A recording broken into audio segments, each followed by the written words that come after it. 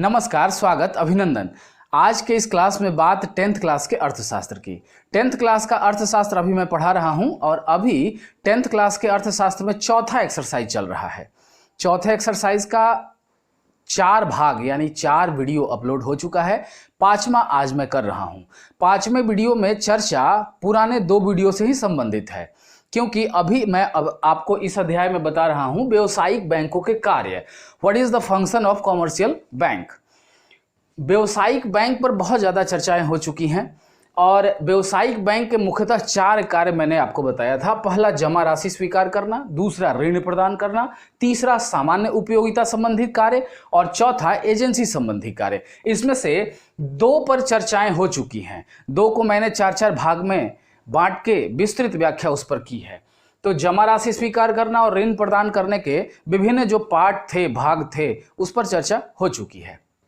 आज तीसरे बैंक के कार्य जो हैं वो है सामान्य उपयोगिता संबंधी कार्य। सामान्य उपयोगिता संबंधी कार्य को इंग्लिश में जनरल यूटिलिटी फंक्शंस बोलते हैं।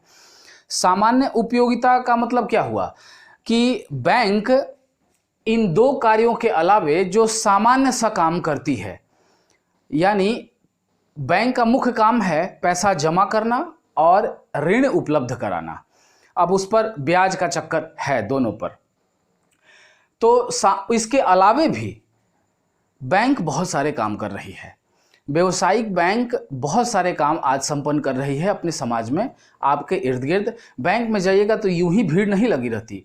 एक नहीं, बहुत सारे कार्य बैंक कर रही है। तो तीसरे कार्य में सामान्य उपयोगिता संबंधी कार्य को हम लोग समझेंगे। सामान्य उपयोगिता संबंधी कार्य को हमने 4 भागों में बांटा है, यानी कि 4 सामान्य उपयोगिता संबंधी कार्य बैंक के हैं। उसमें से जो सबसे पहला बैंक का काम है वो है लॉकर की सुविधा उपलब्ध कराना। लॉकर की सुविधा उपलब्ध कराने से मेरा मतलब एक बैंक में बहुत सारे बक्से बने हैं। बक्सा यानी कि वो बक्सा ऐसा नहीं होता है, इस तरह का बक्सा है और इसमें विभिन्न तरह के खन्ने बने हुए हैं और प्रत्येक खन्ने में एक चाबी डालने वाली जगह है। अब ये कहलाता है locker. 1 locker, 2 locker, 3 locker, 4 locker. अब इस पर नंबरिंग रहता है 1 2 3 4, इसी तरह से 5 6 7, इस तरह से बहुत सारे लॉकर होते हैं। तो ये लॉकर की सुविधा बैंक उपलब्ध कराती है, लॉकर फैसिलिटीज अपने ग्राहकों को देती है। लॉकर की फैसिलिटीज में बैंक अपने यहां जो भी लॉकर हैं उन लॉकरों में से किसी एक लॉकर जो आप लेना चाहें या जो उसके पास उपलब्ध है वो लॉकर आपको दे देगी। लॉकर में आप क्या करेंगे, लॉकर लेकर ग्राहक अपने यहाँ के आभूषण, गहने, सोना चांदी या कीमती जो भी कागजात हैं वो सभी इसमें रख सकते हैं। क्योंकि आज के समय में बहुत ज़्यादा आप देख रहे हैं सुरक्षा को लेके लोग चिंतित है कि घर में अगर सोना चांदी रहेगा, घर में बहुत ज़्यादा पैसे मैं रखूँगा या घर में मैं कोई कीमती कागजात है वो मैं रखूँगा, अगर चोरी हुआ तो सारा मेरा गुम हो जाएगा, सारा चोर लेके भाग जाएगा। तो इसलिए वो बैंक में ये फैसिलिटी को ढूंढे और बैंक ने ये फैसिलिटी लोगों को दिया। अब इस फैसिलिटी के लिए आपको एक आवेदन करना होता है लॉकर के लिए कि भाई हमको लॉकर चाहिए। बैंक किसी खास नंबर का लॉकर आपके लिए आवंटित करता है। इस लॉकर के बदले में बैंक आपसे मासिक या सालाना कुछ शुल्क लेती है, कुछ पैसे लेती है। फोकट का लॉकर नहीं देगा, कुछ ना कुछ शुल्क आपसे लेगा। अब आपको उस लॉकर की चाबी दे देगा। वो चाहे आप मान लीजिए हमने 2 नंबर लॉकर लिया है तो 2 नंबर की चाबी हमको दे दिया बैंक ने। अब 2 नंबर की चाबी हमारे पास है, जब हमारा मन करे तब हम बैंक में जाएं, इस लॉकर को खोलें, जो सामान हमें रखना है वो रखें, जिसको निकालना है उसको निकालें। तो अब पूरा 2 नंबर लॉकर की पूरी जिम्मेवारी हमारी, और इसकी चाबी चूंकि हमारे पास है इसलिए पूरी जिम्मेवारी हमारी।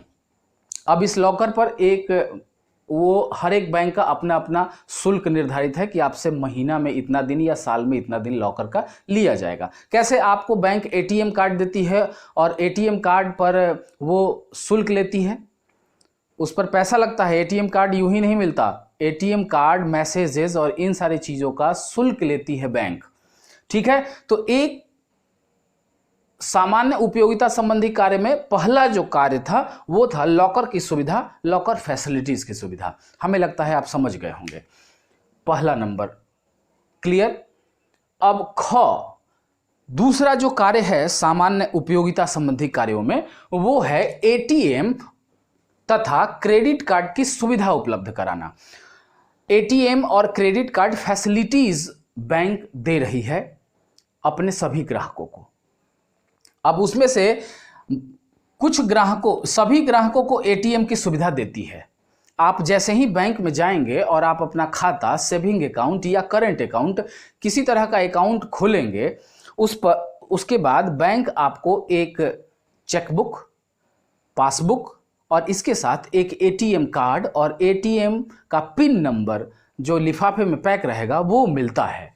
तो एटीएम की सुविधा बैंक अपने सभी ग्राहकों को प्रोवाइड कराती है, सभी ग्राहकों को उपलब्ध कराती है। साथ ही जो उसके पुराने ग्राहक हैं, जो पुराने ग्राहक हैं या जिन पर उन बैंक का बहुत अच्छा भरोसा है, जिनका साख बहुत बढ़िया है बैंक में और जिनका टर्न आउट यानी कि पैसा जमा करना निकालना ये सब सिलसिला चलते रहता है, जो व्यापारी किस्म के आदमी हैं, जो हैवी अमाउंट जमा करते हैं और हैवी अमाउंट निकालते हैं, उनके लिए बैंक क्रेडिट कार्ड की सुविधा रखता है। ये एटीएम कार्ड जैसा है, इस पर चर्चा मैं कर चुका हूं, बहुत विस्तृत व्याख्या हुई है। तो उसको एटीएम कार्ड और क्रेडिट कार्ड की सुविधा उपलब्ध कराता है। अब एटीएम कार्ड से आप 24 घंटा उस बैंक के एटीएम से, जिस बैंक का वो एटीएम कार्ड है, कितना भी पैसा, एक लिमिट पैसा एक दिन 24 घंटे के अंदर निकाल सकते हैं। और अदर एटीएम में एक महीने में 4 से 5 बार आप पैसा निकाल सकते हैं। ये एटीएम कार्ड की फैसिलिटीज हुई। अब क्रेडिट कार्ड की सुविधा, जैसा कि मैंने बताया कि विश्वासी जो या ज़्यादा बड़े अमाउंट जमा करने वाले जो ग्राहक हैं बैंक में, उनको वो देती है। क्रेडिट का मतलब ही होता है साख, तो जिनका साख अच्छा है उनके लिए ये क्रेडिट कार्ड है। अब इस क्रेडिट कार्ड की जिसको सुविधा मिली है, जिस ग्राहक को सुविधा बैंक ने दी है, वो ग्राहक क्रेडिट कार्ड में पैसा नहीं रहने पर या खाता में पैसा नहीं रहने पर भी कुछ पैसे लोन के रूप में या उधार के रूप में बैंक उन्हें एक निश्चित समय के लिए प्रोवाइड कराती है और जब उनका काम हो जाता है तो वो पुनः पैसे लौटा देते हैं। तो ये फैसिलिटीज भी, ये सुविधा भी सामान्य उपयोगिता संबंधी कार्यों में आते हैं। ठीक है, तो तीसरा ख आप समझ चुके हैं। अब ग को समझिए। ग यानी कि तीसरा जो सामान्य उपयोगिता संबंधी कार्य है वो है व्यापारिक सूचनाएं तथा आंकड़े एकत्रितकरण या एकत्रित करना। Collection, business and statistics. व्यापारिक सूचनाएं और आंकड़े एकत्रित करना ये भी बैंक के कार्य में आता है। व्यापारिक सूचना का मतलब, अगर आप किसी बैंक में जाएं और अपना पैसा इन्वेस्ट करना चाह रहे हैं, अपना पैसा लगाना चाह रहे हैं, तो बैंक के मैनेजर से बात करने पर या उनके जो भी सलाहकार हैं बैंक के, बैंक प्राइवेट एजेंट भी रखी है, उन एजेंटों से या उनके सलाहकारों से या बैंक के मैनेजर से आप मिल के आप सूचना ले सकते हैं कि मैं अपना पैसा किस रूप में इन्वेस्ट करूं कि हमको ज़्यादा लाभ हो, या मैं अपना पैसा किस तरह से लगाऊं, किस तरह से उसको कहां जमा करूं या किस बिजनेस में लगाऊं ताकि हमको ज़्यादा से ज़्यादा लाभ हो। तो बैंक इस तरह के सूचना को भी, जिसको हम व्यापारिक सूचना कहते हैं, व्यापार से संबंधित बहुत सारी सूचनाएं, वो बैंक अपने ग्राहकों को देती है। जैसे आपको शेयर बाजार में पैसा लगाना है और बैंक शेयर मार्केटिंग से जुड़ा हुआ रहता है, तो शेयर मार्केटिंग से जुड़ा हुआ है बैंक, तो आप शेयर मार्केटिंग संबंधित सूचना जाके ले सकते हैं कि अभी हम किस में पैसा लगाएं, कौन ज़्यादा बेनिफिशियल है, किसका अच्छा कौन कंपनी अच्छा बेनिफिट दे रही है, तो ये सारी सूचनाएं व्यापारिक जो हैं वो बैंक आपको प्रोवाइड कराती है। साथ ही आंकड़े एकत्रीकरण, चूंकि बैंक आर्थिक देश की आर्थिक अर्थव्यवस्था की रीढ़ मानी जाती है या आर्थिक अर्थव्यवस्था को बड़े पैमाने पर देखती है, समझती है, इस कारण जितने भी अर्थव्यवस्था से संबंधित आंकड़े हैं उन सब को बैंक कलेक्ट करती है और कलेक्ट करके सरकार को, रिजर्व बैंक को या किसी भी संस्था जो वैलिड है, जो सरकारी है, उसको देती है। तो आंकड़े एकत्रीकरण का काम भी सामान्य उपयोगिता संबंधी कार्यों में आता है। बैंक के ये भी कार्य हैं। अब आप ग समझ चुके होंगे। देखिए, जितनी चीजें आप समझ रहे हैं, हमको लगता है 10 लाइन अगर मैं बोलता हूं तो उसमें आपको 5 लाइन समझ में आता है, 4 लाइन समझ में आता है, तो इसकी जब व्याख्या कीजिएगा तो 4 लाइन लिख दीजिए। 4 लाइन काफी हो जाता है, क्योंकि ये क्वेश्चन विस्तृत आता है। जब भी आएगा क्वेश्चन तो पूछता है कि व्यापारिक बैंकों के कार्यों को लिखें।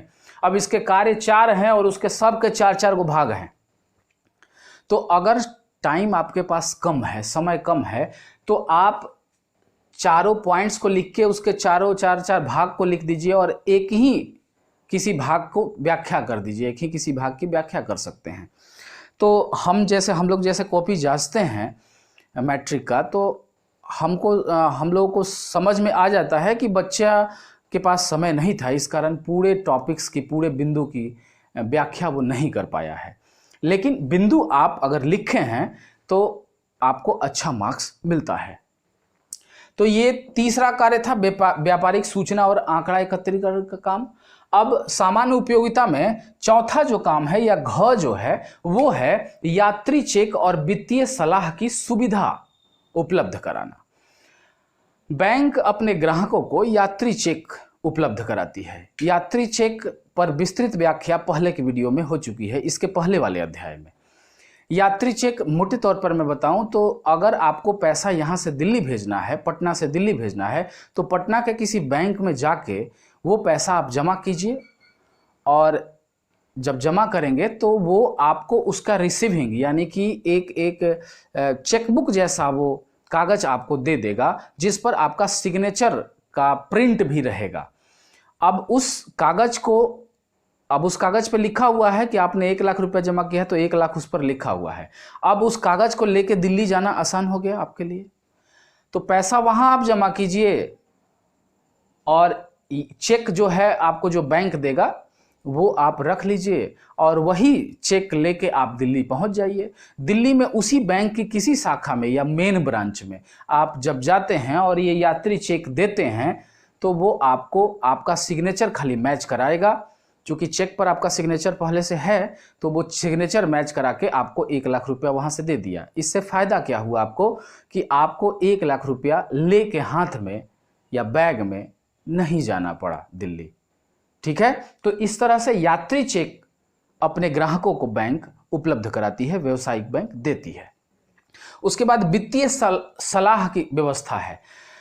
जैसा कि मैंने बताया कि व्यापारिक सूचना के साथ साथ वित्तीय सलाह भी देती है। पैसा हम कहाँ इन्वेस्ट करें, कितना पैसा लगाएं, किस में लगाएं, या शेयर मार्केटिंग का क्या हाल है, किस कंपनी का कौन कंपनी में शेयर लगाना फायदेमंद होगा, किस कंपनी में घाटा जा रहा है, किस तरह से हम पैसा निकाल के इसमें से उसमें लगाएंगे। तो ये सारा काम जो है वो बैंक कर रही है। इस समय व्यावसायिक बैंक कर रही है। करीब करीब व्यावसायिक बैंक ऐसे हैं जो शेयर मार्केट से जुड़े हुए हैं और शेयर मार्केटिंग का काम करते हैं। आप चाहें तो शेयर मार्केट में पैसा लगा सकते हैं बैंक के माध्यम से। आपके शेयर को बैंक देखेगी और बैंक उससे संबंधित आपको सलाह भी देते रहेगी समय से। ठीक है, तो इस तरह से 4 कार्य आपने देखा, सामान्य उपयोगिता संबंधी कार्य। अब 4 कार्यों के बाद जो बैंक का चौथा जो कार्य है वो है एजेंसी संबंधी कार्य। अब हम इसको देखते हैं कि एजेंसी का फंक्शंस किस तरह का बैंक। एजेंसी संबंधी जो कार्य है, एजेंसी जो संबंधी जो फंक्शंस हैं बैंक के, उसके अंतर्गत मुख्यतः 3 को मैंने रखा है। सबसे पहला जो है वो है प्रतिभूतियों का क्रय विक्रय। प्रतिभूति, परचेजेस एंड सेल्स, सिक्योरिटीज, ख है ग्राहकों की ओर से भुगतान का कार्य, यानी to make payments on behalf of customers. और ग जो है वो चेक व साख पत्रों के भुगतान इकट्ठा करना, to the collect cheque and other credit instrument. ये तीन जो कार्य हैं वो एजेंसी संबंधी कार्य हैं। बैंक एज ए एजेंट आपके ग्राहक के एजेंट के रूप में भी काम करता है। बैंक इसी कारण इसको हम एजेंसी का काम भी कहते हैं, क्योंकि वो आपके एजेंट की तरह काम करता है। जिस तरह आपका एजेंट, किसी को आपने एजेंट बनाया है और वो विभिन्न तरह के कार्य आपका कर रहा है, उस तरह से बैंक भी सेम उसी तरह से एजेंट की तरह काम करता है। पहला जो है वो प्रतिभूतियों का क्रय विक्रय। प्रतिभूति कहते हैं कोई साख को, या प्रतिभूति आप ऐसे समझिए कि शेयर जो आपका है वो एक प्रतिभूति है। तो शेयर के क्रय विक्रय का जिम्मा बैंक ग्राहकों का लिए हुए है। आप अगर शेयर बाजार में शेयर खरीदे हुए हैं बैंक के माध्यम से, तो उसको खरीदना और बेचना ये दोनों काम बैंक करती है। आपको सिर्फ पैसा लगाना है शेयर में, यानी आप उस बैंक के उस विभाग में जो शेयर का काम देखता है वहां आपको पैसा जमा करना है, और बैंक देखेगी कि किस कंपनी का शेयर ज़्यादा जा रहा है, यानी कौन कंपनी में पैसा लगाने पर फायदा है। वैसा देखकर बैंक अपने आप, या कभी कभी आपसे सलाह भी लेती है, नहीं तो ज़्यादातर मामलों में अपने आप स्वतः आपके फायदे को देखकर वो पैसा उसमें लगा देती है। और कहीं पर घाटा जा रहा है आपका शेयर, यानी कि आपका मार्केट, जिस कंपनी में आपने पैसा लगाया है वो कंपनी घाटे में जा रही है, तो उसमें से पैसा आपका निकाल के किसी दूसरे कंपनी में डाल देती है। तो इस तरह आपने जो भी प्रतिभूति अर्थात शेयर खरीदा है उसके क्रय विक्रय का काम भी बैंक करती है। ये एजेंसी कार्यों में आता है। अगला जो काम है वो है ग्राहकों की ओर से भुगतान का कार्य।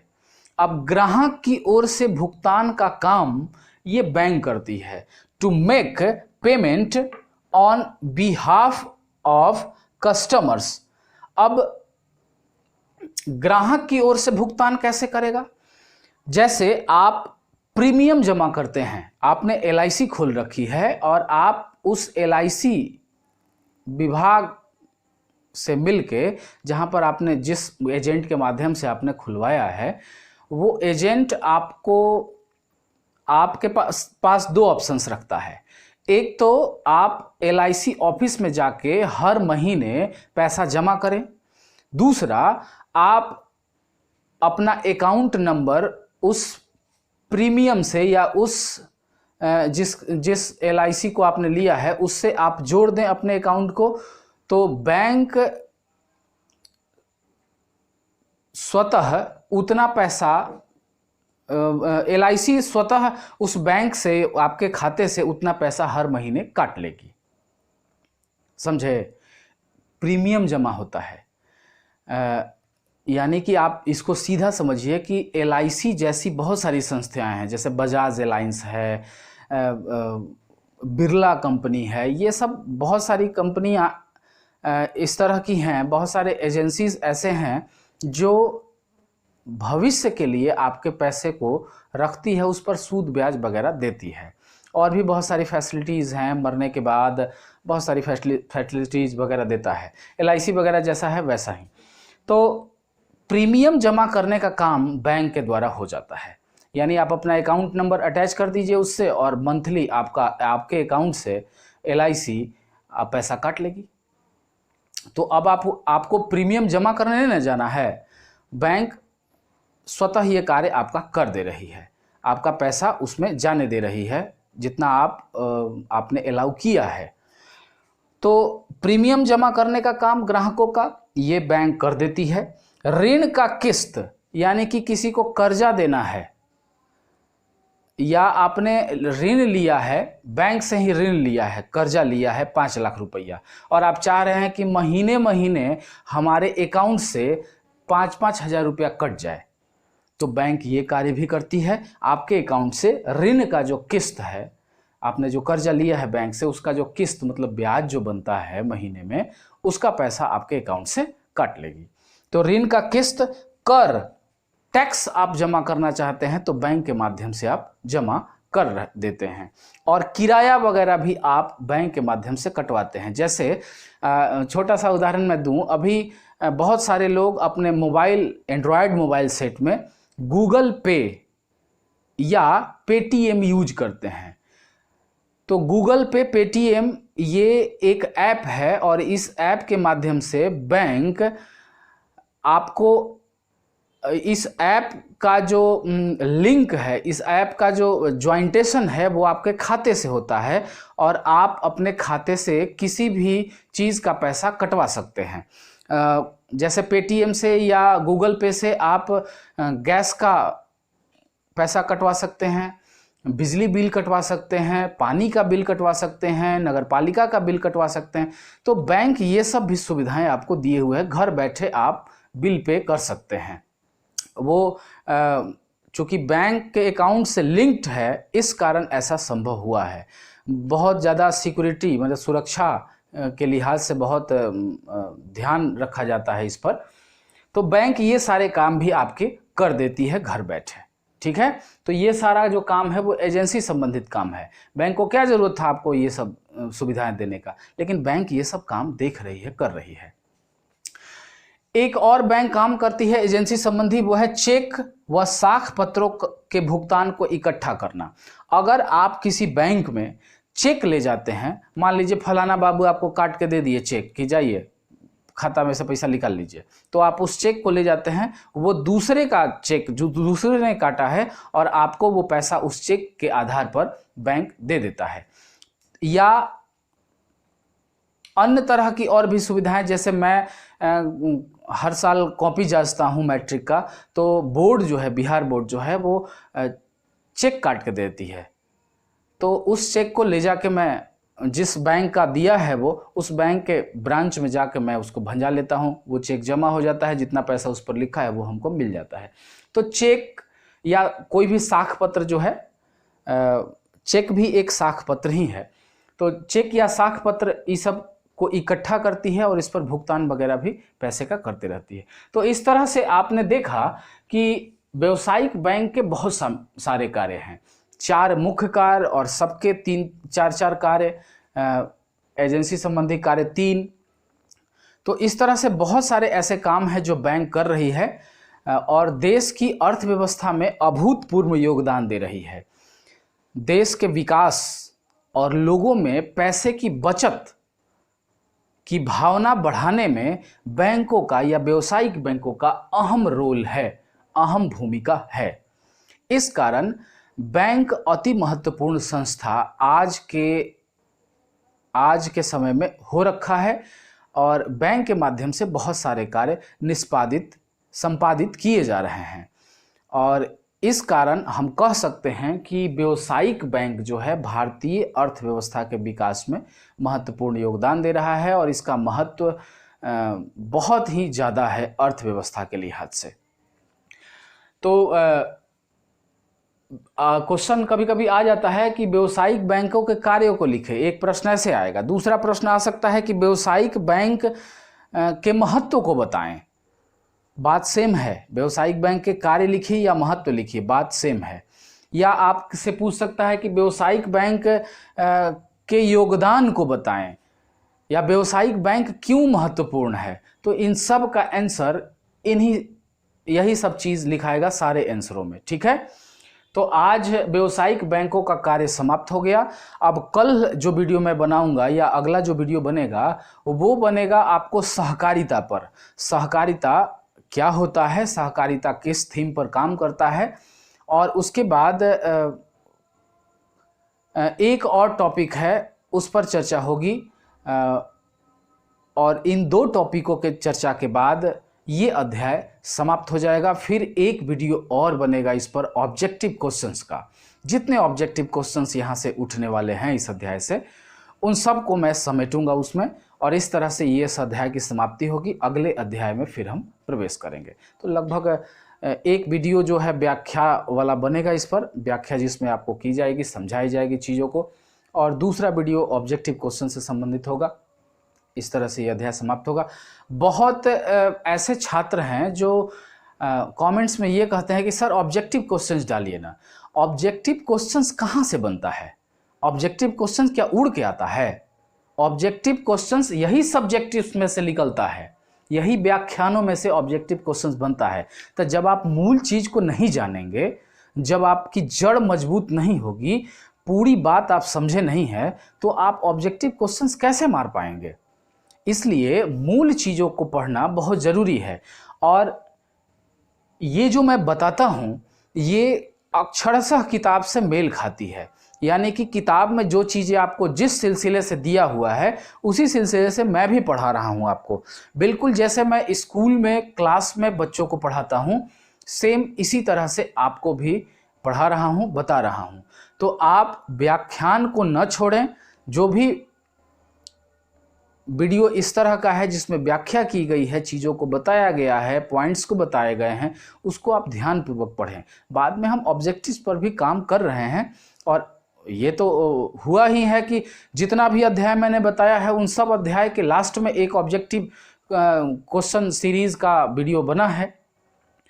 और जैसे ही ये किताब एक अध्याय और रह गया है वो ख़त्म हो जाएगा, उसके बाद ऑब्जेक्टिव से बनते रहेंगे। तो आप हड़बड़ाइए नहीं, अभी 2-2.5 महीना टाइम है मैट्रिक एग्ज़ाम में, और आप लगातार प्रयास करते रहिए। और ऑब्जेक्टिव्स के फेरा में ज़्यादा मत पड़िए, सब्जेक्टिव के फेरा में ज़्यादा पढ़िए, व्याख्या पर ज़्यादा जोर दीजिए, किताब के अंदर की चीज़ को समझने की कोशिश कीजिए, एक एक टॉपिक को समझिए। क्योंकि घुमा फिरा के किसी तरह से क्वेश्चन करेगा तो वही लड़का जवाब दे पाएगा जो रट्टूमल तोता नहीं है, जो चीज़ों को समझ चुका है, जो हर एक पॉइंट्स को समझा है अंदर से। तो इसलिए हमारा रिक्वेस्ट है आपसे, आग्रह है आपसे कि आप अंदर की चीज़ों को समझने की कोशिश कीजिए। किताब की बातों से भागिए नहीं। ऑब्जेक्टिव रटते रटते आप थक जाइएगा, लेकिन ऑब्जेक्टिव का कहीं कोई अंत नहीं है। लेकिन हाँ, किताब में जो मैटर हैं उसका एक अंत है, उसका एक चैप्टर है जो स्टार्ट होता है और फिर समाप्त होता है। ऑब्जेक्टिव्स तो एक किसी टॉपिक से हम चाहें तो ऑब्जेक्टिव 4, 5, 10 बना सकते हैं, घुमा फिरा के किसी तरह बन जाएगा। क्वेश्चंस बहुत सारे एराइज हो सकते हैं, लेकिन आपकी बात को भी मैं ध्यान में रखे हुए हूँ। जैसे ही ये अध्याय समाप्त होता है, अगला अध्याय समाप्त होगा, इकोनॉमिक्स जैसे ही ख़त्म हो जाएगा, तो इस तरह से चारों किताब मैं पढ़ा दिया रहूँगा। अब सिर्फ हम ऑब्जेक्टिव्स का वीडियो बनाएंगे और उसमें भी मैं हर एक ऑब्जेक्टिव्स को बनाता हूँ तो व्याख्या करते चलता हूँ कि कैसे ये आंसर सही है, क्यों आंसर ये सही है। तो इस पर चर्चा होती रहती है। जो पुराने सब्सक्राइबर हैं, जो लगातार हमसे पढ़ रहे हैं, वो समझ चुके हैं कि क्या क्वालिटी मिल रहा है हमें। तो आज के लिए बस इतना ही। हमारे चैनल को लाइक करें, शेयर करें, सब्सक्राइब करें। बहुत बहुत धन्यवाद।